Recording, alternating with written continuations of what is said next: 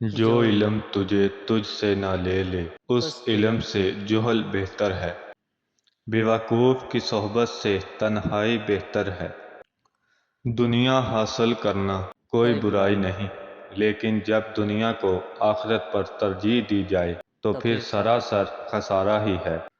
ہر فرد کسی خاص مقصد کے لیے پیدا ہوتا ہے اور کسی وقت کے حصول کی خواہش پہلے ہی اس کے دل میں رکھ دی جاتی ہے۔ جس شخص کا خدا خود نگہبان ہو اس کا تحفظ مرغ و ماہی بھی کرتے ہیں۔ طلب صادق ہو تو خدا کی مدد سے پہنچ جایا کرتی ہے۔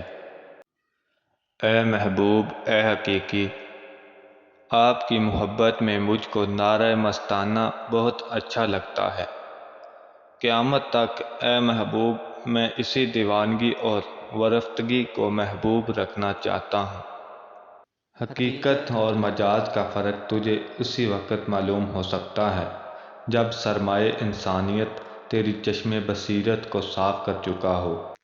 کب بندے کو یہ حق پہنچتا ہے کہ وہ خدا کی آزمائش اور امتحان کی جرات کرے۔ مخلوق خدا پر رحم کرنے سے دنیا اور آخرت میں سرفرازی عطا ہوتی ہے۔